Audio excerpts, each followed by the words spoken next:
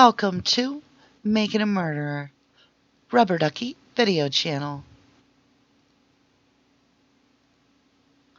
Ooh, that was a quick curtain opening. Welcome back to the daily MaM Reading CASO Investigative Reports. We're on part 69. Page 681. Type of activity, supplemental report. Date of activity 030106. Reporting officer, Deputy Rick Reamer. On 030106, I, Deputy Rick Reamer, Unit Number 832 of the Calumet County Sheriff's Department, was requested to assist with a search warrant at the Avery property, namely 12932 Avery Road, near Larrabee, Wisconsin. This was in regards to the ongoing situation in this case. After being properly briefed by the investigators involved in this case, Investigator Baldwin, Sergeant Tyson, and I of the Calumet County Sheriff's Department, along with other individuals from Manitowoc County Sheriff's Department and Department of Criminal Investigations, went to the Avery property. At 1834 hours, Investigator Baldwin and I physically cleared the Red House trailer, namely 12932 Avery Road. After announcing our presence and indicating search warrant, the trailer was cleared with no individuals found inside. I then began to take still digital images of the house trailer itself. I took numerous exterior shots and interior shots before any type of search began. Sergeant Tyson, Investigator Baldwin, and I then began a search of the trailer, beginning with the south bedroom.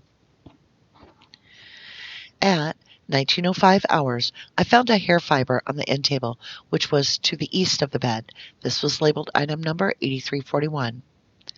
At 1950 hours, a pillow in the south bedroom on the bed was recovered and labeled item number 8342. Item number 8343 was a pillow on the bed in the south bedroom recovered at 1907 hours. Item number 8344 was the mattress in the south bedroom recovered at 1930 hours. Item number 8345 was recovered at 1939 hours, which was a clock radio on the nightstand, being a Grand Prix clock radio.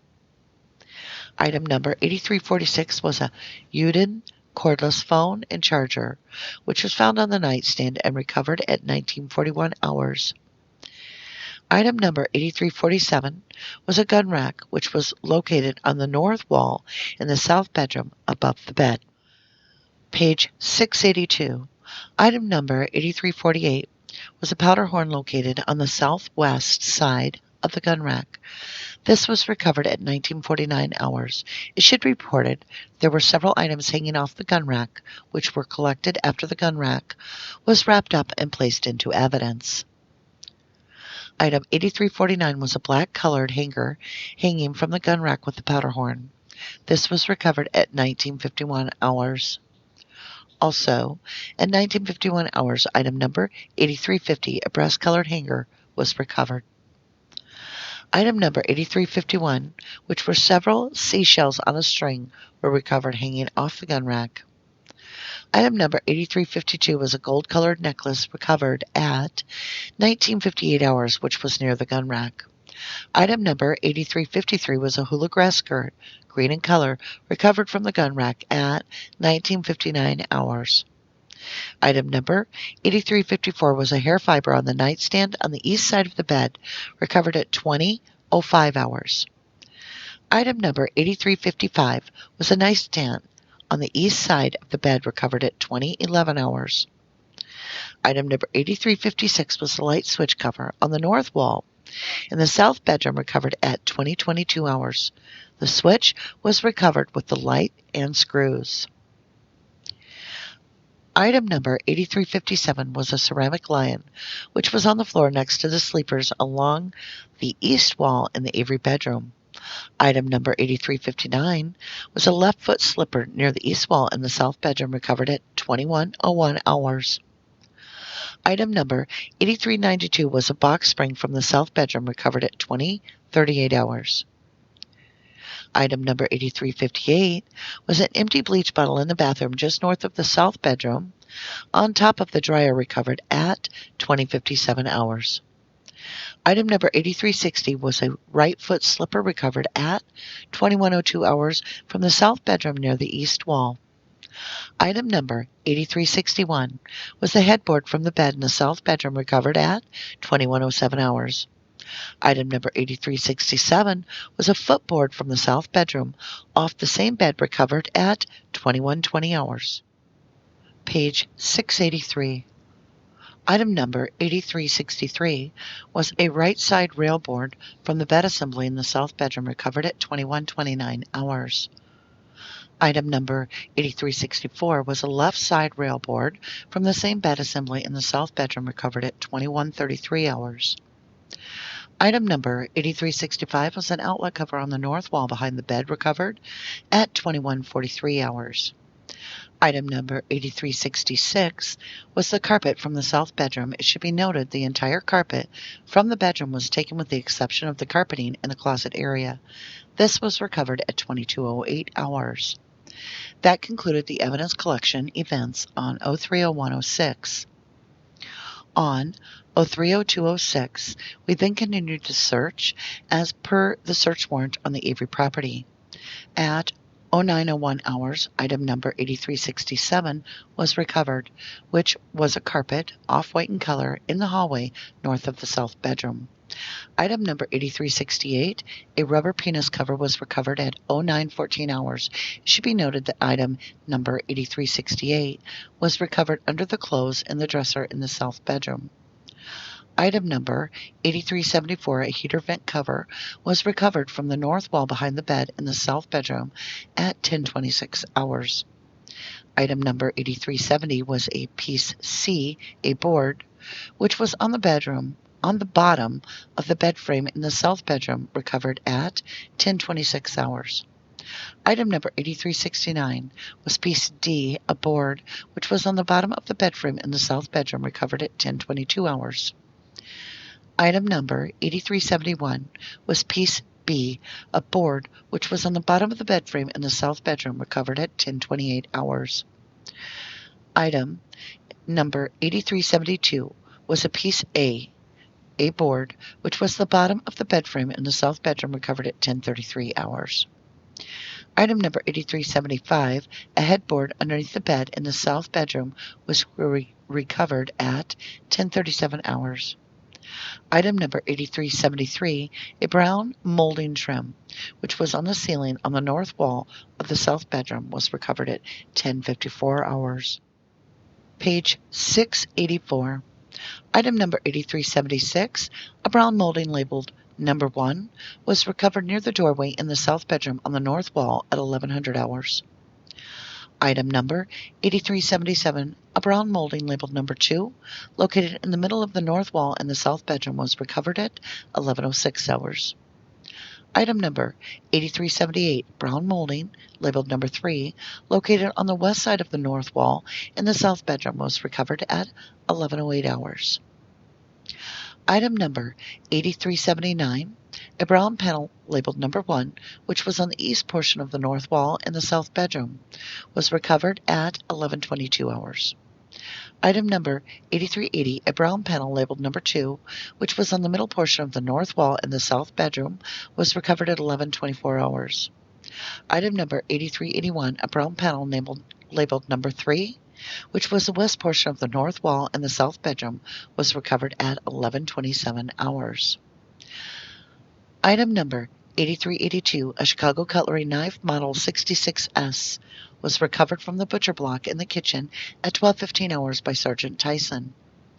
Item number 8330, a Chicago cutlery knife model 65S, was recovered from the butcher block in the kitchen at 12:22 hours.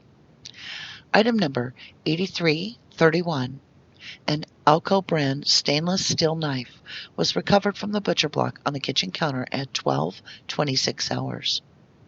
Item number 8332, a Chicago cutlery knife model 61S, was recovered from the butcher block on the kitchen counter at 12:29 hours. Item number 7966, a brown-colored butcher block knife holder, was recovered from the kitchen counter at 12:32 hours. Item number 8384, a brown-handled knife from the kitchen top drawer right of the sink, was recovered at 12:49 hours. Item number 8385, a brown-handled knife, was recovered from the cupboard in the top drawer right of the sink at 12:55 hours. It should be noted that item numbers 8382, 8330, 8331, 8332, 7966, 8383, 8384, 8385 were recovered by Sergeant Tyson. Page 685. Item number 8386, a mattress, was recovered from the north bedroom at 13:10 hours. Items number 8387, a box spring mattress, was recovered at 13:16 hours from the north bedroom.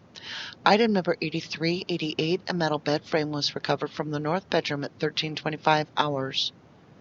Item number 8389, a True Test paint thinner 32-ounce can was recovered from the closet in the north bedroom at 13:35 hours. Item number 8390, a can of Oops brand paint remover, was removed from the closet in the north bedroom at 13:39 hours. Item number 8391, a drain trap from the bathroom sink, was recovered at 14:01 hours. Item number 7967, a drain trap from the kitchen sink, was recovered at 14:04 hours. Item number 7968, a drain pipe from the kitchen sink, was recovered at 14:04 hours. We then concluded the evidence collection procedures at the Avery trailer as outlined in the search warrant. All of the items, with the exception of the metal bed frame, were wrapped and placed into appropriate containers sealed and labeled. The bed frame was labeled with an evidence tag. These items were then placed in secure storage in a trailer. The trailer was then unloaded on 03/02/06 at the Calumet County Sheriff's Department, where the items were placed into secure storage at the Calumet County Sheriff's Department. It should be noted we cleared from the scene at approximately 15:30 hours on 03/02/06. It should also be noted that I did download all of the digital images that I had taken at the Calumet County Sheriff's Department. It should also be noted that we were accompanied by Special Agent Kim Skorlinski, Special Agent Deb Strauss, and Special Agent Joseph Capitani of the Wisconsin Division of Criminal Investigations. They had come on scene at approximately 10:45 hours. Deputy Rick Raymer, Calumet County Sheriff's Department. Page 686. Type of activity supplemental report. Date of activity 03/01/06 and 03/02/06. Reporting officer Deputy Scott Schwarz. On 03/01/06 at 13:20 hours, I, Deputy Scott Schwarz of the Calumet County Sheriff's Department, was requested by Sheriff Jerry Pogel to operate a county highway truck to transport an enclosed trailer to the Avery property to be used for evidence collection.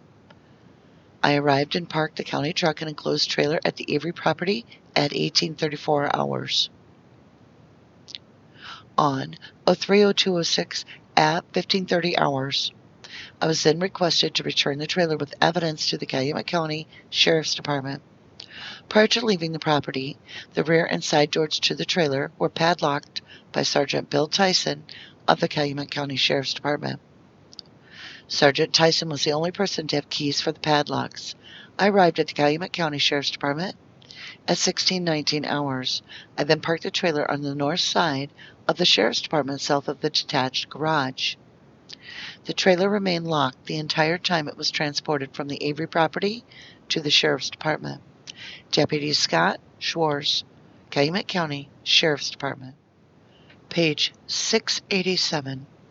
Type of activity, interview with Lisa L. Novacek. Date of activity 03/02/06. Reporting officer, Investigator Wendy Baldwin. On 03/02/06, I, Investigator Baldwin of the Calumet County Sheriff's Department, received a phone call from Lisa L. Novacek, date of birth 10/27/72. She called with some information regarding the Steven Avery case. I did talk to her briefly and informed her it would be more beneficial to meet her in person and discuss the concerns she brought up.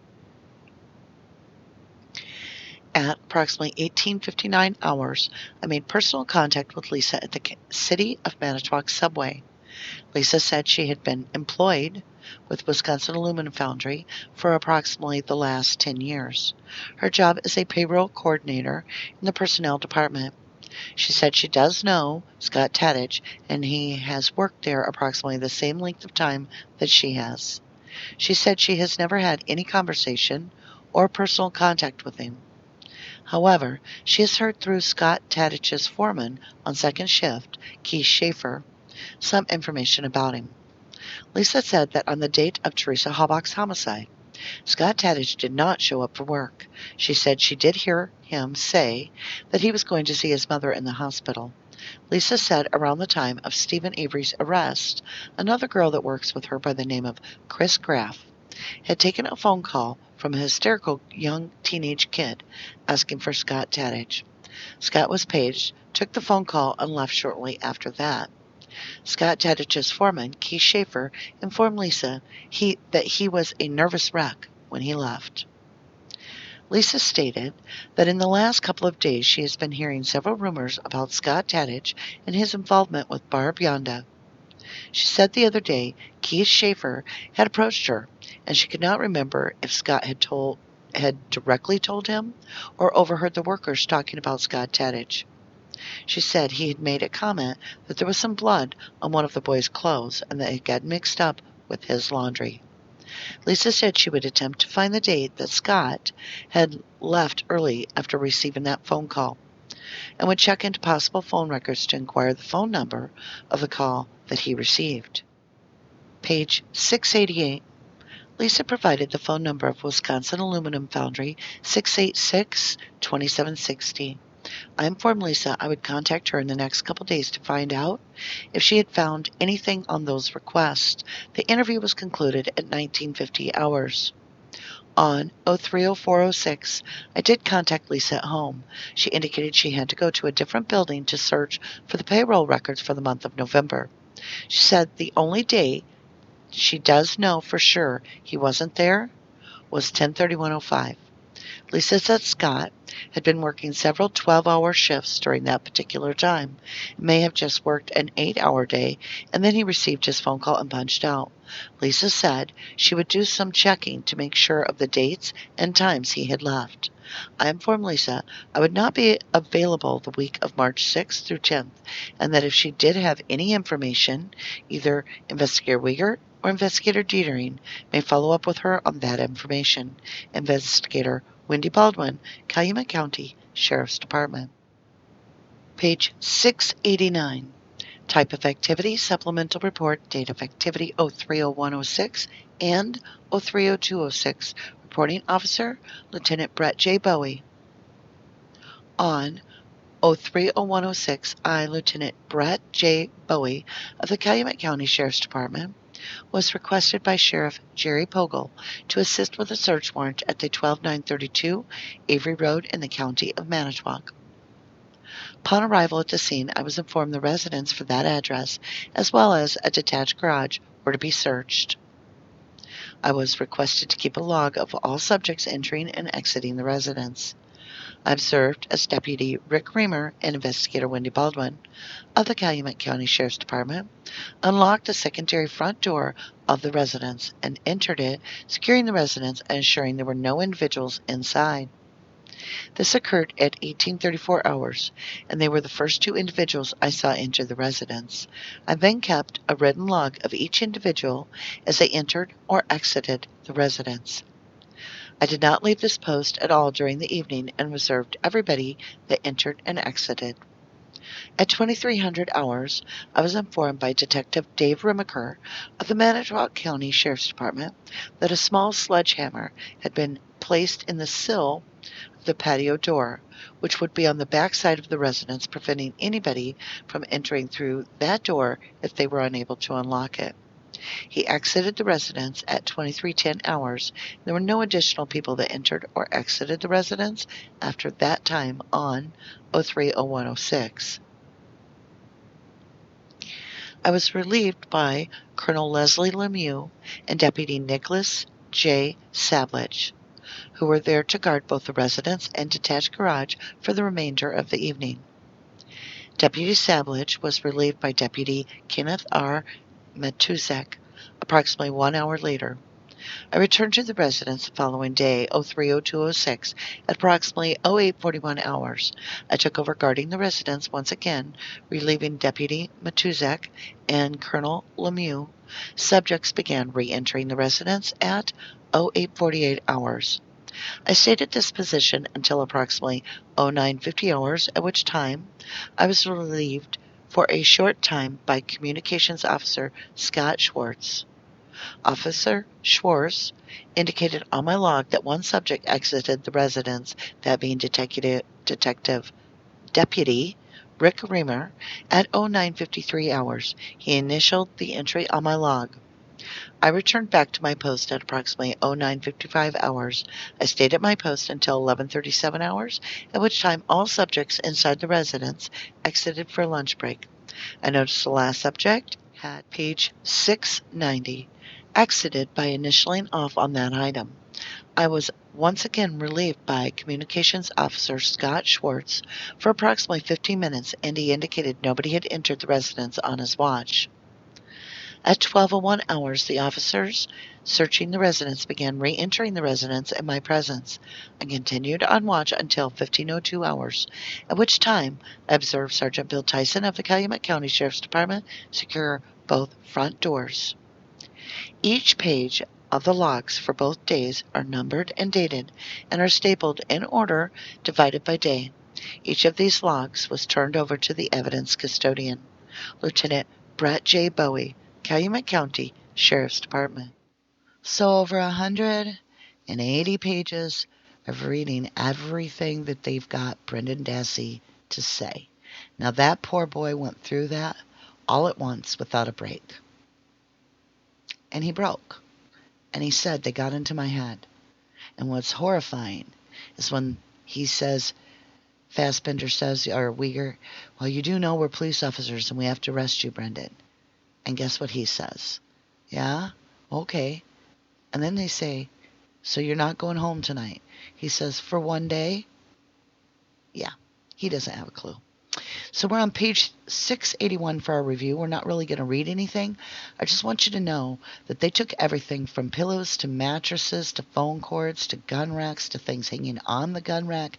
They took nightstand light switches, slippers, box springs, bleach bottles, footboards, headboards, side rails, carpeting all over the floor except for in the closet, all the paneling. They didn't do a very good job the first time they were searching. They now find a condom or a rubber penis cover in the closet or something like that, dresser. Oh, in the dresser. And then they take all the pieces, including the headboard, to the bedding. They take the molding and the paneling off the walls, take every knife they can get their hands on, some drain taps all out of the sinks, all because of what Brendan said. They're looking for his DNA. And guess what? They don't find it. Now, this isn't somewhere someone's lived and time has passed on, and so people have been in there. And DNA is not just going to disappear. In Stephen's trailer, they did not find one bit on anything of Brendan's DNA. So everything he said was 100% false, because it's scientifically impossible for that story to have taken place and there not be science to back that story. Now let's have a little bit of relaxation. Let our brain kind of relax. We're going to jump to page 687. We're talking to Lisa Novacek. Now here's our first chance to get back into this CASO report and try to break it down. We've got Lisa, who's the payroll personnel director over at the aluminum foundry. She said that she's never talked to Scott herself, but that Keith Schaefer reports to her, and that's Scott's foreman. And he said Scott did not show up for work on the day of Teresa Halbach's homicide. Then, on the day that Stephen gets arrested, she says that he reported, or a coworker reported, that he didn't come to work. He says he was at the hospital to visit his mother, but we know through Zellner, Scott didn't go to the hospital to visit his mother on that day at all. So he absolutely not only has not an alibi, but he's lied to make one up, which means whatever he was doing is not something he wants us to talk about or share. So it's kind of interesting that he's on the property at noon by an eyewitness over at the Dassey residence, but he tells us work he's seeing his mother in the hospital. Next, we have a phone call that leaves him a nervous wreck and he leaves for work. Then it's made known that Scott Tadich is speaking to coworkers about some blood on one of the boys' clothes that had gotten mixed up in his laundry. Huh. Was that his excuse when they found blood on his clothes? Well, guys, that's basically it. The rest of it is just them going through and searching the trailer. But hey, at least we are done with the coercion of the child. Thank you, and I hope you'll join me for tomorrow.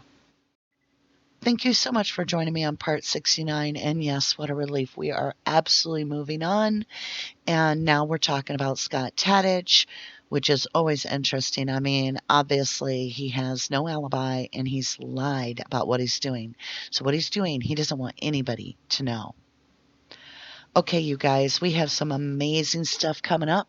I'm going to try to give you a short rundown because it's going to get real busy in the next few days on the channel, which is so exciting.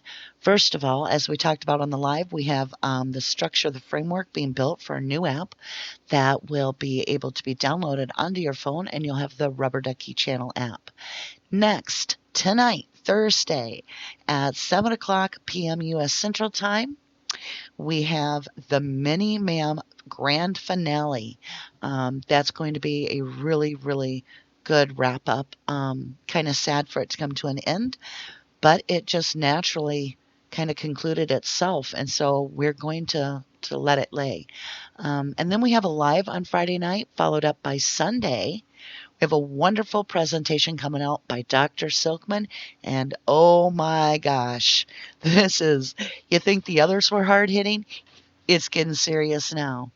And then I have a huge surprise for you guys on Monday. If everything pans out, we have innocent versus guilty debate. So this gentleman has put an invitation out there. He believes that Stephen and Brendan are 100% guilty. And he put a debate offer on the table publicly. And so I went and scooped it up, and he was kind enough to accept my offer as well to do this. And so we've planned this for Monday night. Hopefully it happens right at 7:30 U.S. Central Time. But right now we're still pushing around some details. But more details to come on that. All right, you guys. So, a lot going on, but it still remains the truth, you guys. And you sharing everything on Brendan and Stephen, whether it's my channel or someone else's, please share. This keeps them safe and in the world's eye. So, if you didn't do the crime, you shouldn't do the time. Thank you so much. Here are some videos that might interest you on the Rubberducky channel. Thanks again.